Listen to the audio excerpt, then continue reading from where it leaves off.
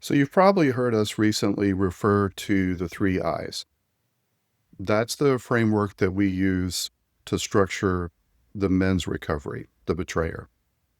Today, we want to pull back the lens a little bit and talk about where all of this is actually heading when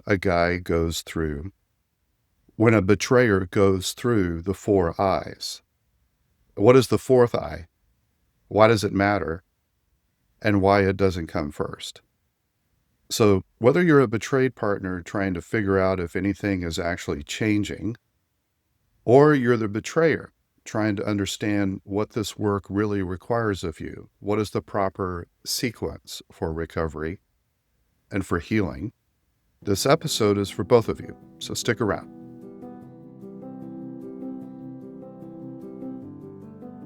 Welcome to Joy Recovery Radio. In this space, we talk about betrayal, recovery, and relational harm through the lens of integrity, accountability, and trauma-informed care. Our goal is not to rush healing or prescribe outcomes, but to offer language, clarity, and grounded perspective. This podcast is educational, not therapeutic. You're invited to listen slowly, take what resonates, and leave the rest. Let's begin.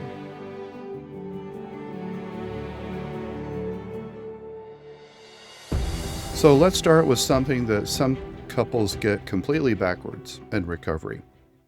When a betrayal is discovered, the secret basement is exposed. The natural impulse for some couples is to get back to connection as quickly as possible. The betrayer, he wants to fix it. The partner wants to stop the pain. And so the two of them might rush towards closeness and reconnection, intimacy. I completely understand that impulse, and it's not wrong to want closeness to your primary attachment. There's nothing wrong with wanting the pain to stop, but here's the problem. Intimacy that's built before integrity has been established is actually not intimacy. For him, it's performance. And performance, not only does it fail to heal, but it actively causes more harm for the betrayed. Here's an analogy. Imagine someone who has a home finds out that the foundation is damaged. It's broken. They hire a structural engineer. The engineer does an assessment and determines you're going to have to repair this foundation, or this entire structure is going to eventually come down. And imagine that the homeowners decide that instead of worrying about the foundation, let's just do some cosmetic repairs. Let's repaint all the walls, and let's get some really nice furniture. Let's light some pleasant candles. Let's make this home beautiful again. Well, you can make that house look incredible. It can feel warm and it can smell really nice. It can smell like home. But the foundation is still broken. And eventually, the whole house is going to fall. That's what happens when intimacy is pursued before the foundation of integrity is stabilized. You get a house that looks repaired, but the structure underneath is unchanged. This is the core ethical logic of the four I's. The sequence matters. The order is not arbitrary. Each step creates the conditions for the next step. Skipping steps does not accelerate recovery. It just moves the damage underground where it's harder to see. So let's walk through the three I's, and then we'll talk about the fourth I. The first I is integrity. This is stopping the harm. And I want to be precise about what we mean when we say integrity, because in our everyday English language, integrity is kind of a misunderstood word.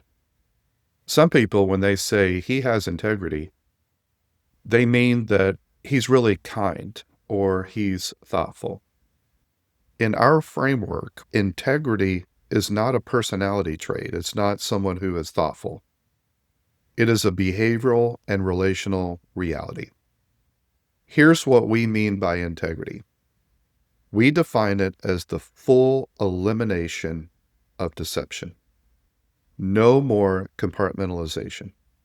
The stopping of the manipulation of your partner's reality. So let me articulate it more plainly for the betrayers who are listening. Understand, integrity is not stopping acting out. That's not integrity, not the way we're using it. You can be sexually sober but not be living in integrity.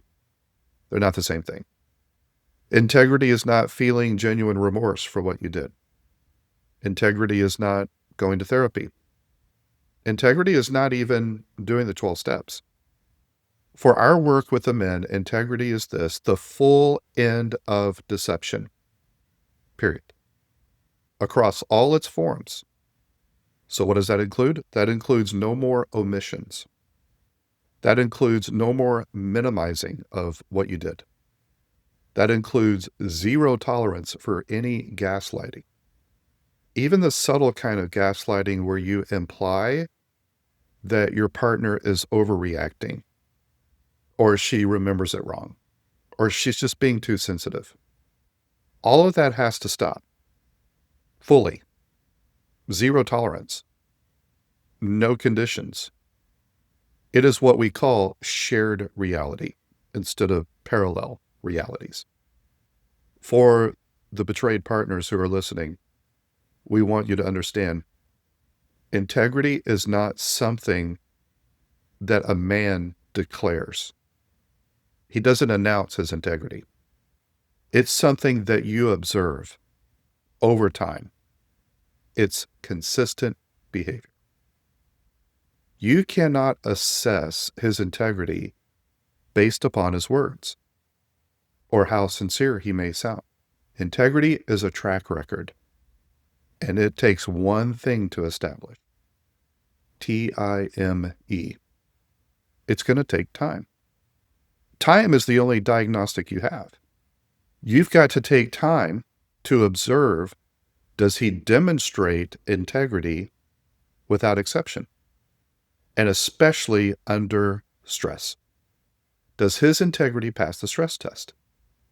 Because if his integrity is only stable when things are calm, and his integrity collapses when he's under pressure, it hasn't been integrated yet. It's not internalized. It hasn't become stable, durable, consistent. Now a part of his character is still developing.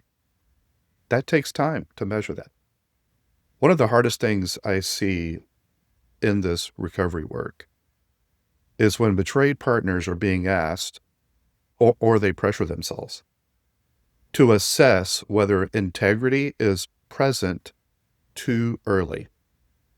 There's not enough track record before the full truth has been disclosed, before there's been a full disclosure, before the distortion of her reality has stopped.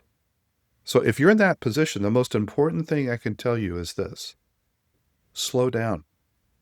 You don't have to make a decision or a determination right now. The point is this: integrity is the foundation of rebuilding his life and possibly your relationship. Integrity is the prerequisite for the other eyes, for everything else. Nothing that comes after it is possible. Nothing that comes after it is real without integrity first. So I want to pause here for just a moment. I know we keep saying things like, you need to slow down, you need to take your time, or you need a framework or a map for recovery. And you might be wondering, well, where do I even go to get that? That is exactly why we built the Joy Recovery Academy. The Academy is a monthly educational membership. It's for both partners and the betrayers.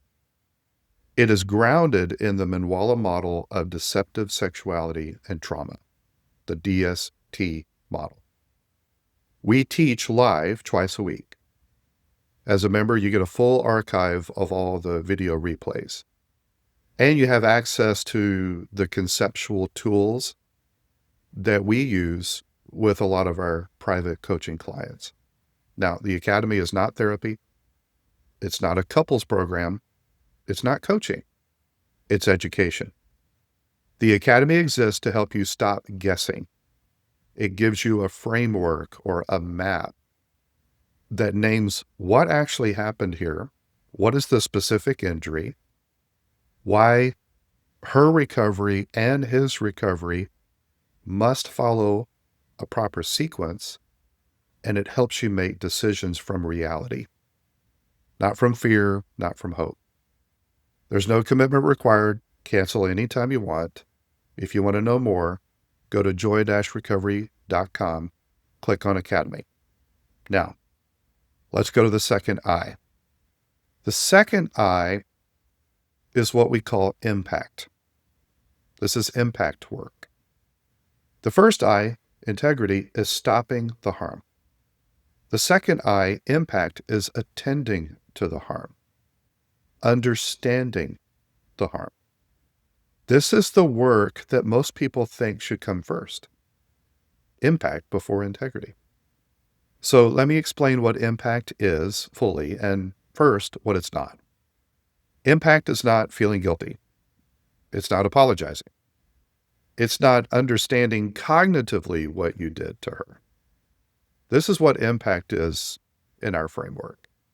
Impact is the ability to genuinely understand and face the specific injury that you caused without collapsing or making it about you. It's to hold the full weight of the harm without going into shame or defensiveness or just shutting down. This is such an important distinction.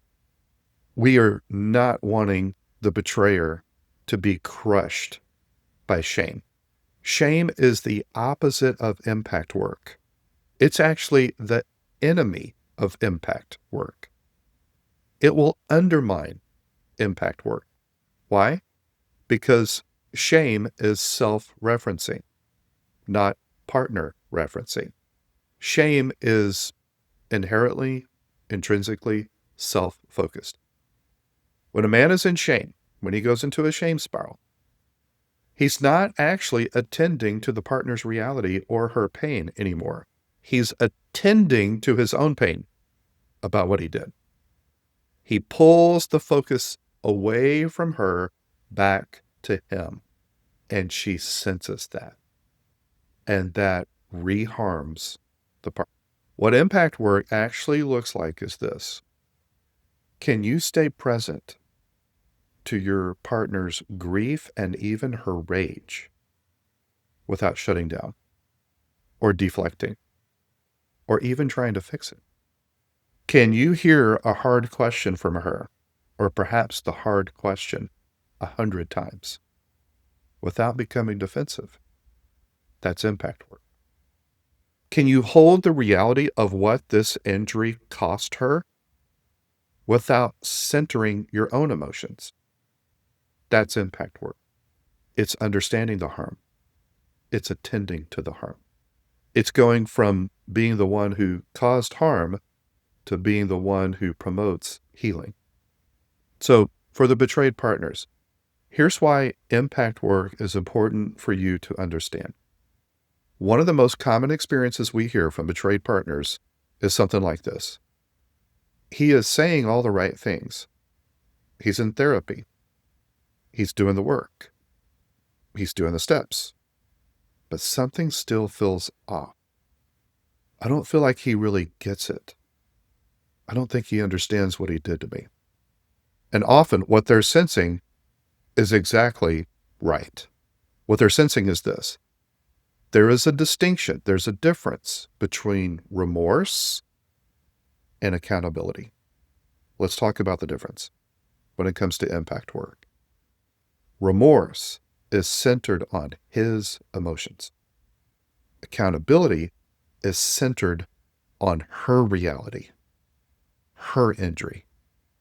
These two can look similar from the outside, but for the betrayed partner, they feel completely different in her nervous system.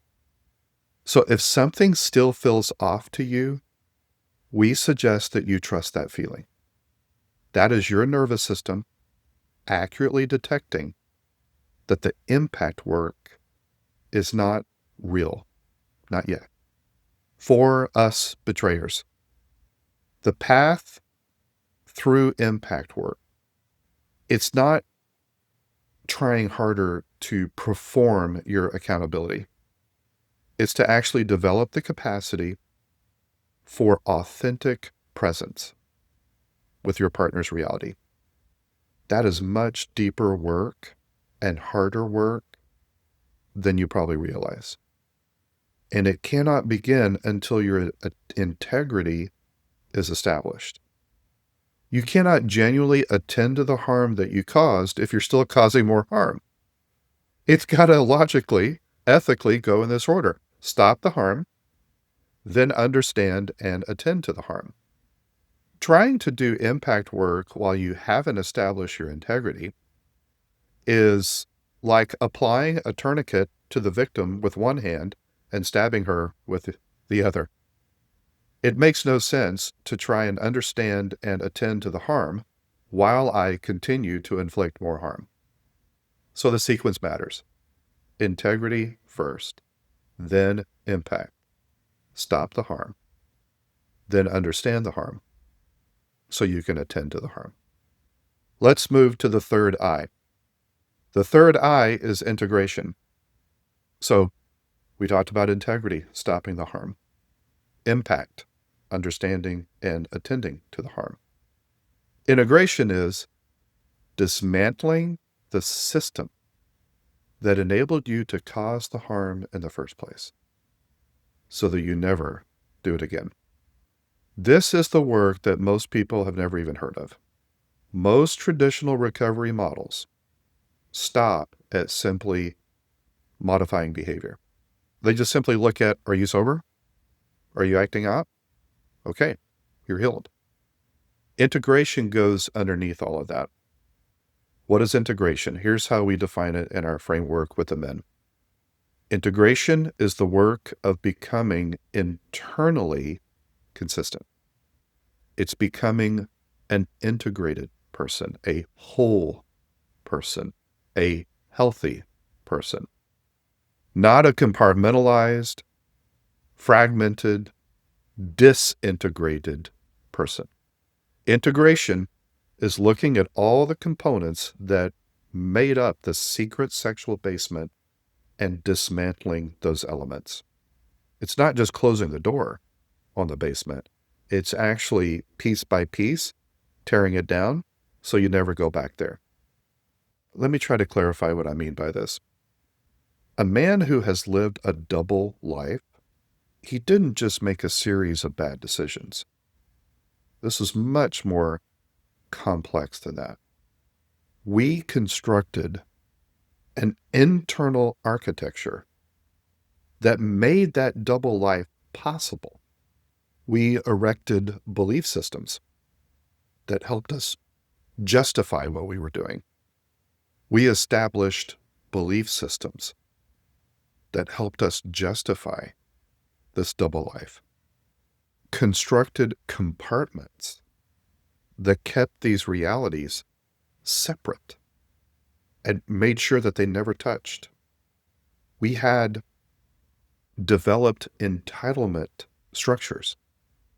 And this entitlement is more often than not completely unconscious. But the entitlement told us that we deserved this. It's okay to have this secret. This is an exception. I can still claim to be a man of integrity upstairs, and I deserve to have this basement downstairs. I deserve to have my needs met outside of my relationship without my partner's knowledge. all of that deceptive system, it's still there, even if you're sober. Integration is the focused work of identifying that architecture, that system, and completely dismantling it. And I'm not talking about just adding new behaviors on top of the basement.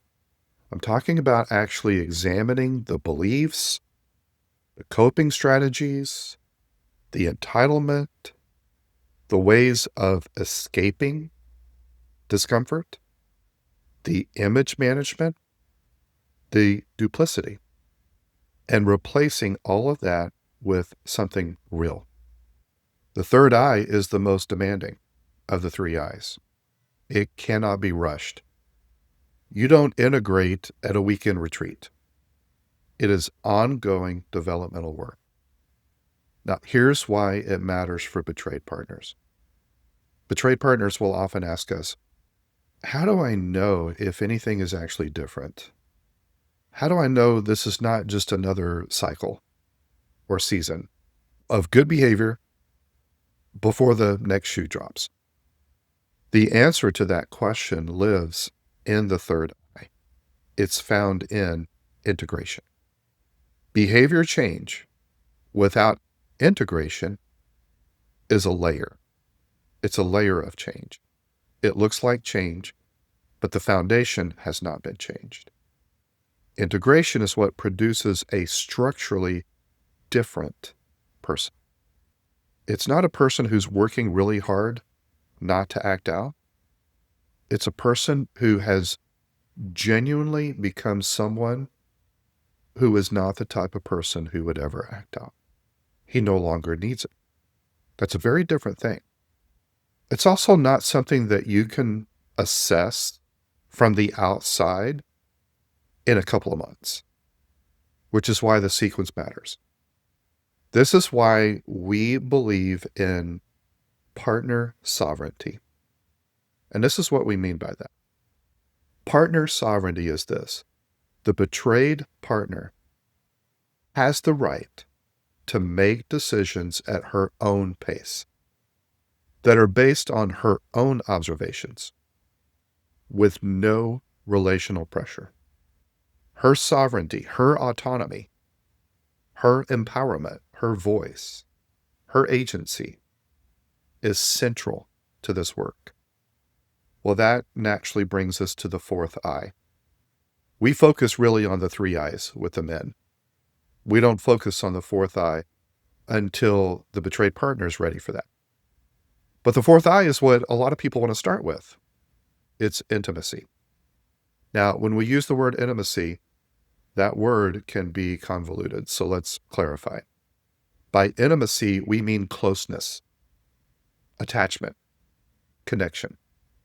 Some guys, when they hear intimacy, they think sex. That's not what we're talking about. It might include sexual intimacy, but that's just one dimension of what we mean by the fourth eye, intimacy. What we mean by that is closeness, connection. So let's get really precise with this. Intimacy is not the goal of our work with the men. Intimacy, closeness with your partner, is a possibility. It's a possible outcome when the conditions for it have been genuinely established. That difference is so enormous. When intimacy becomes the man's goal, when that's what really drives him and motivates him, you know what that does? It creates pressure. It creates timelines. It creates expectations on her. It creates the unspoken question of, are you ready yet? Are we there yet? That pressure causes harm to the betrayed partner because it positions her as the one who needs to arrive at closeness rather than someone who needs to be safe. Intimacy in our integrity-based framework, intimacy is what might become available. No guarantees. It might become possible when your integrity has been demonstrated, when impact has been genuinely held for her, and when integration has produced a person who is actually safe to be connected to. What are we saying? Intimacy is optional. Integrity is not. Integrity must happen, no matter what happens to your relationship. Intimacy is partner chosen. She is sovereign. Now, for the betrayed partners listening, you are never obligated to move towards intimacy. There's no obligation. Just because he's doing real work, that does not create an obligation on your part. Your pace is your pace. Your choices are your choices. Recovery that requires you to move towards connection before you feel safe, that's not recovery. That's simply relational pressure. Now, for the betrayers that are listening, this is probably really hard for you to hear. I want you to understand there's a possibility that you do all this work and she does all this work alongside you, and she witnesses you change. And she might still choose not to return to closeness with you. That's a legitimate outcome. Her choice to either rebuild with you or not rebuild with you is not the measure of whether your recovery is real. Real recovery is recovery that happens because it's the right thing to do, not because it produces what you want. I know that's hard. Listen, I don't want to lose my relationship either. I'm very motivated to keep my relationship. But if my integrity work is dependent on getting my partner back, that's not really integrity work. It's a strategy. Actually, it's still a form of control, manipulation. The fourth I reminds us why this order matters. Intimacy cannot carry what it wasn't designed to carry. Intimacy cannot be the foundation. It's the roof. You build it last, after everything beneath it has been properly constructed. So let's bring this home. Let's bring it all together. The 4 I's. Men, it's not a checklist. I know we love checklists. The 4 I's, it's not some curriculum that you complete, you check it off, you get a certificate. Hey, I've got integrity. The 4 I's are a map. This is what real recovery requires. The right order with the right motives. So, integrity, stop the harm. Shared reality. No more deception. Impact, understand the harm. Face the harm. Attend to the harm. Authentically, without centering your own pain. Integration, becoming a new man. Not just a man with different behaviors, but a man with a completely different internal structure. And then finally, possibly, intimacy. If and when the conditions are real, not as a goal of your recovery, and it's not on a timeline, but it's a possibility that belongs entirely to the betrayed partner. She could pursue it or she could not. For everyone listening to this, on both sides of betrayal, the betrayer and the betrayed, I hope the 4 I's gives you a clearer framework of what recovery looks like. Now, if you want to go deeper with the 4 I's, we invite you again to the Joy Recovery Academy. We teach this sequence and the betrayed partners sequence live twice a week, and you get the full archive of the previous teachings. Go to joy-recovery.com, click on Academy.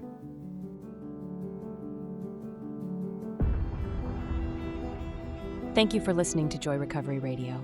Healing after betrayal is not about speed, certainty, or outcomes. It begins with clarity, safety, and integrity. If today's episode was helpful, you can find additional educational resources and information about the Joy Recovery Academy and our private coaching at joy-recovery.com. Remember, joy is possible when you live in integrity.